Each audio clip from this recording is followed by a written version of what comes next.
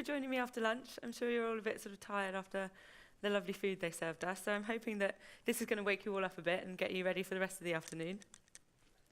I'm Ruth. I'm going to do a talk about outside the API box. It should really be outside the web API box, because people get a little bit confused and they think it's about API structure, but I'm here to talk about new and exciting web APIs. Like I said, I'm Ruth. You can find me on Twitter at @Rumira. You can find me pretty much anywhere on the internet as that. I come from a background of UX design and front-end development. I've been doing it for quite a while now. It was actually my birthday last week.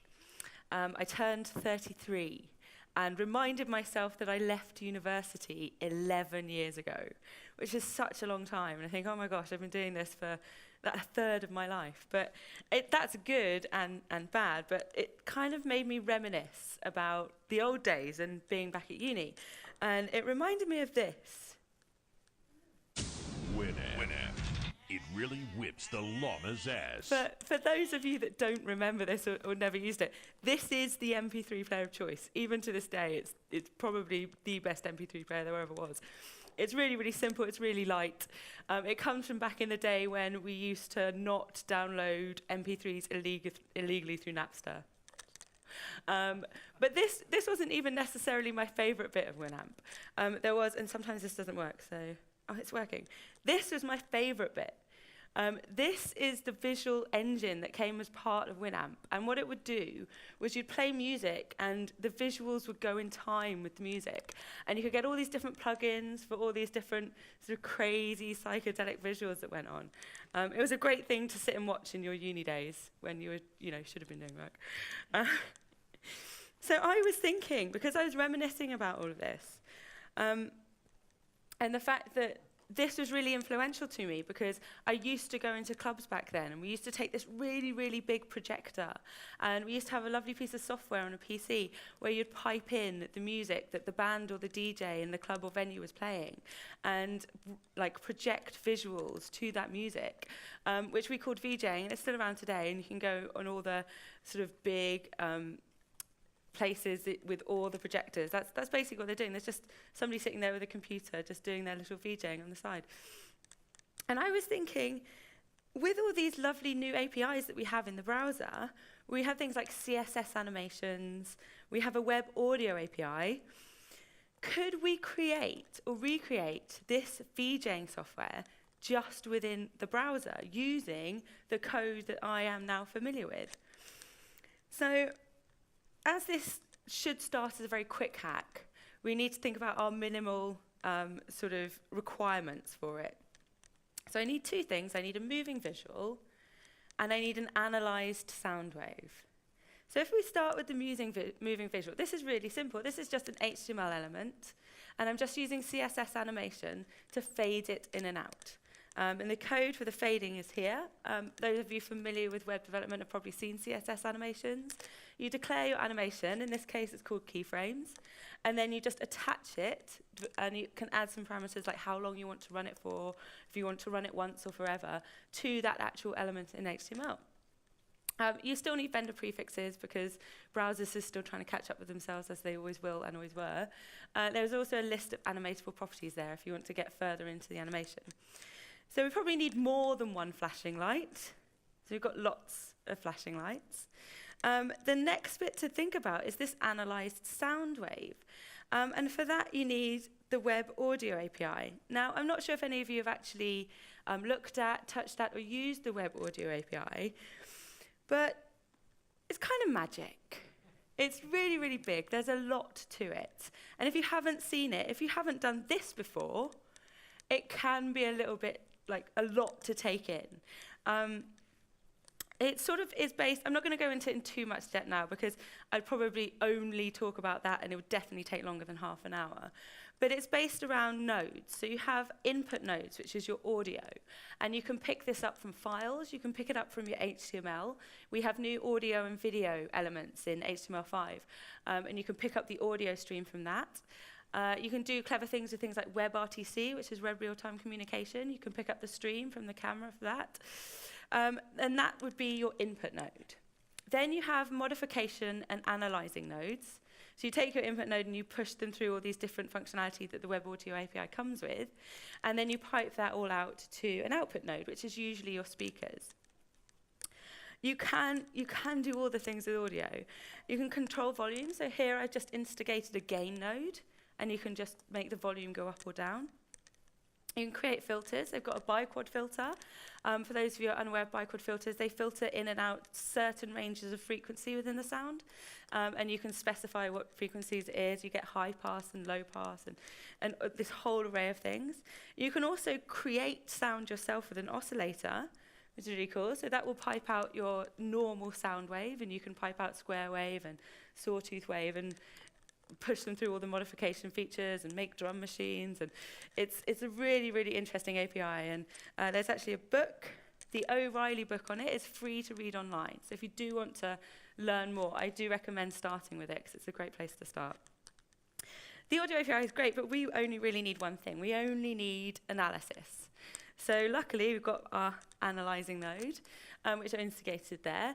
It gives us two types of data. It gives us time data and frequency data. Time data is sort of how far through you are the track. Frequency is the frequency of the sound that's playing at the time when you're playing the actual audio.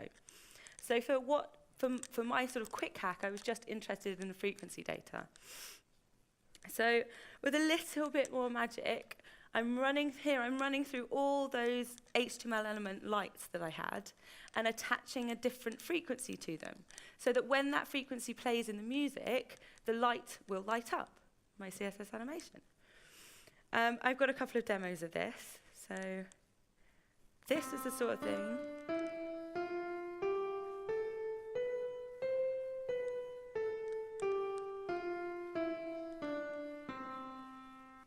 Okay, that's great. Obviously, a piano doesn't produce a pure sine wave, so there's frequency bleed, which you saw there. But we did it. We managed to pipe in some audio, pick up on the frequencies, and light our lights to it. We should probably create something a little bit more flashy than that. So this was the sort of thing I was thinking you would get in a club.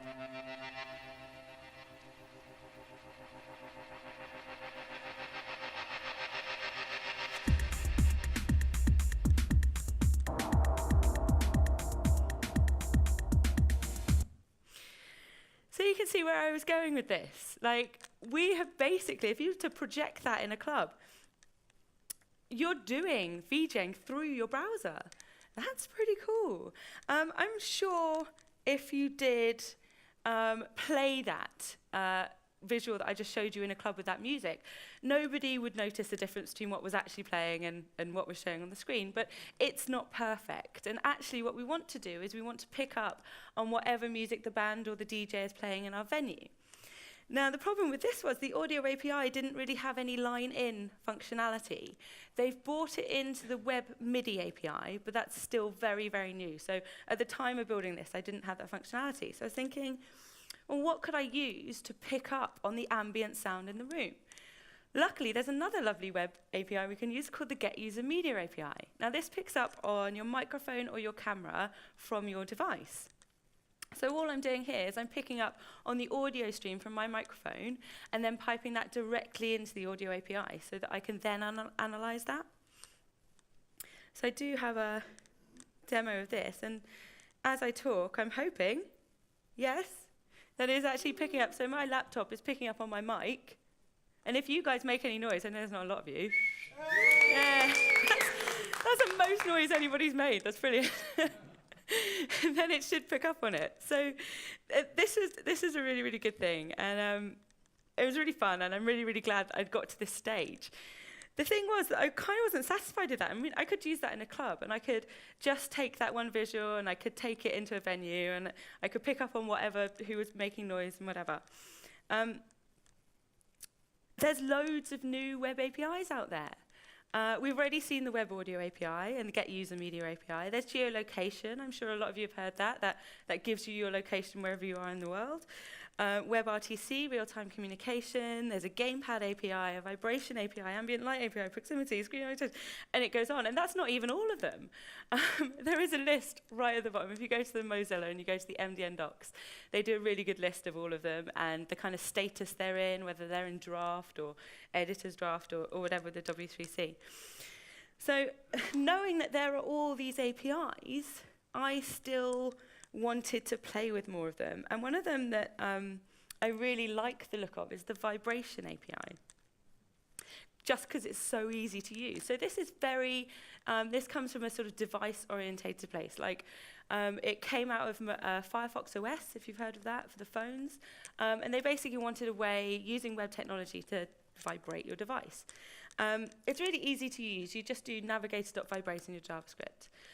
You can put in an array of milliseconds for how much you want it to vibrate and not want it to vibrate. So here you've got 30 milliseconds of vibrating and then a 200 millisecond pause. You can just put one value in there and it will just vibrate for that one value. It's really simple to use. I was thinking about triggering the vibrate at a certain sort of pitch or volume of the music so that you could feel the music whilst you're listening to it, because you might be on a device, and that might be a really fun thing to do. I can't get my laptop to vibrate, however much I would like to. There is a polyfill for non-vibrating devices. Christian Hellman has written it.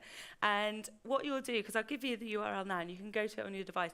If your device doesn't support all these technologies, it will just vibrate the browser, and you can see where the vibrate should come in. So the one, if you just go to dancing.rumira.com, Shake and Track, it works best on Android in the latest Chrome. Of course it does. Chrome's the best supported for these things. If you do have a Firefox OS phone, it does work on that as well, and it does work on Firefox browser on your devices. Shake and Track is a good one. I'll leave you up there just because somebody's actually typing it in. I can demo it in a minute because I actually do get the browser sort of vibrating, which is nice to know it does work. I will tweet all these links and all these demos. They're all online at the end. So for that demo, let's see if I've got it. It's the same one. And then fingers crossed this one still works. You should see it. There you go. It will vibrate when the Vibrate API is triggered. So all I've done with that with the analyzing is just when it gets to a certain volume of all the frequencies, I trigger the vibrate. It's really nice to have it on a phone and you can feel it happening.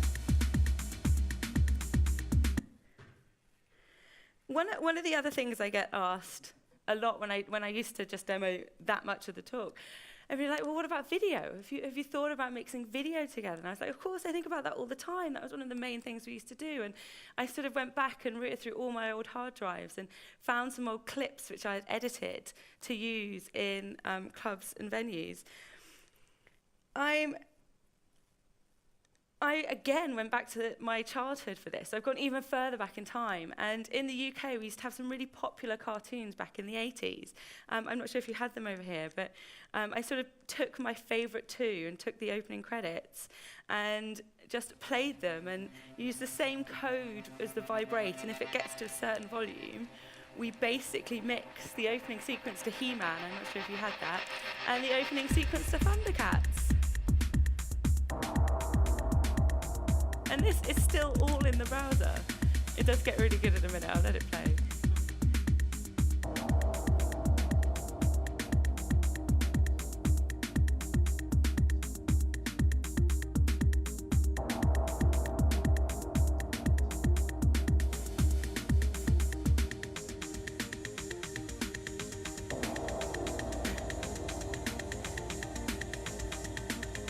I should probably warn about the flashing before I start that demo. But this is really great. We're really sort of getting to a stage where we've got a few different things to play whilst we're in a club, and it's getting very close to the software that I used to use and the things that I used to recreate in it. And the thing is, you need to be able to control the things that you're playing.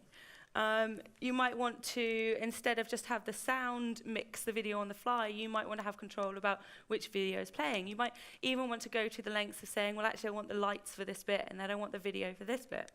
So I thought, well, how could you control it? What would be a really interesting way? And one of the things I was playing with at the time of thinking this was the web speech API. So there's two parts to the web speech API. There's speech synthesis and speech recognition.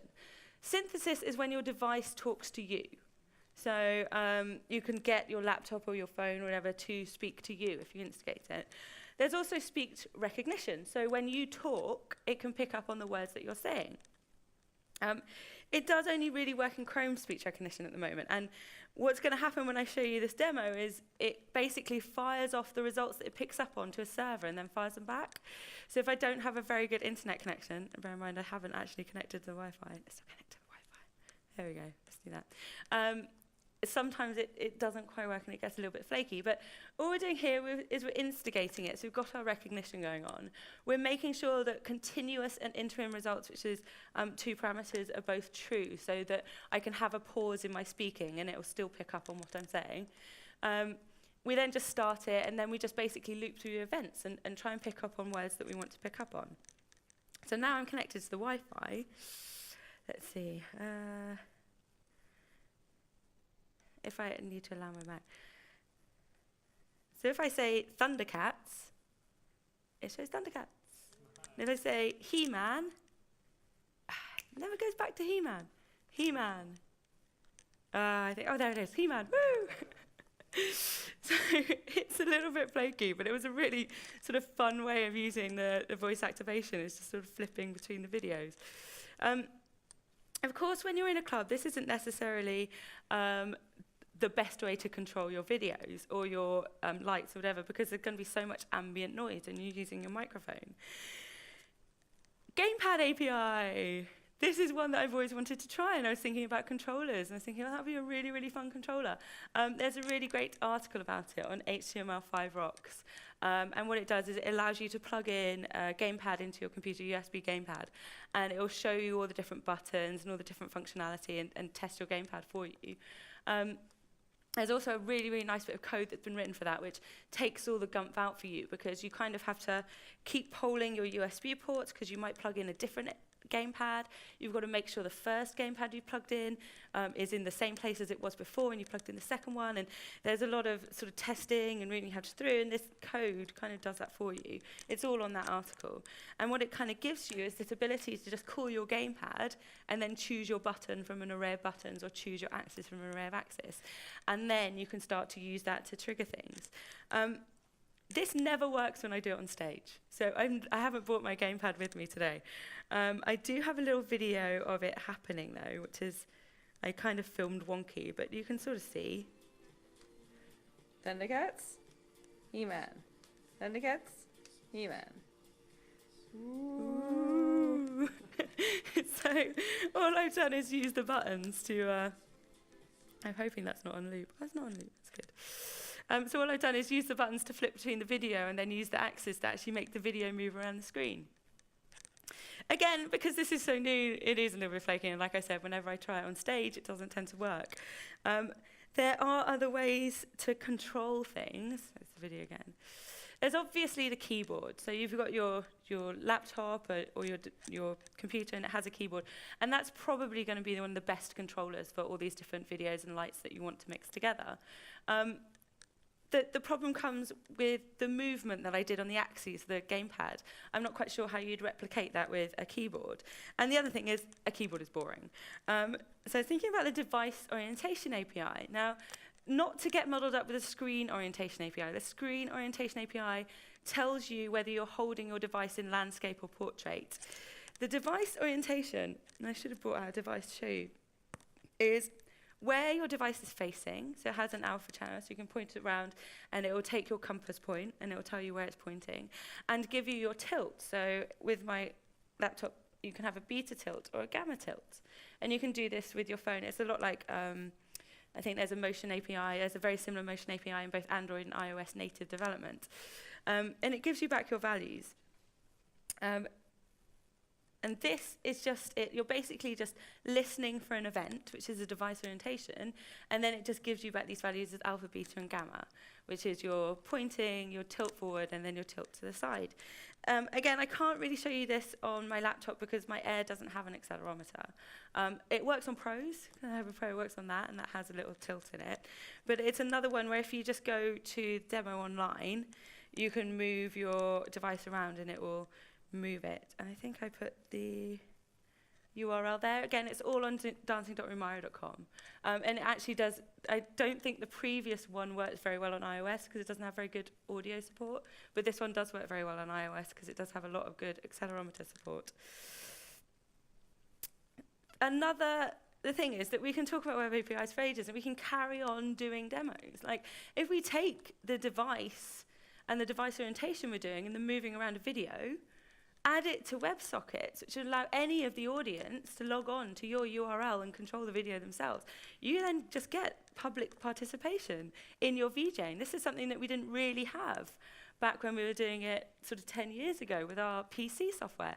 So we've already surpassed our functionality of our actual native software in the browser, which I think is quite brilliant. It's a lot to take in. There's a lot of APIs. So just to cover, we had one visual, we analyzed our sound, we manipulated our visual sound, we added feedback, we did some controlling.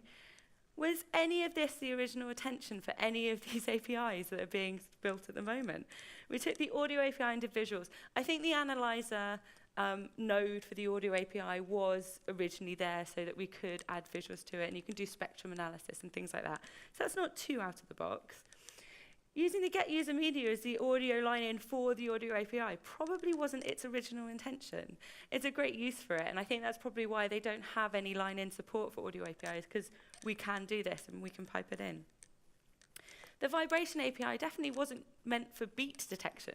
It was built for user feedback on your device. So you fill a format wrong and it goes, it gives you a little buzz to tell you that you filled your format wrong. Speech API for video mixing. The speech API isn't particularly too popular yet. It's not particularly well supported.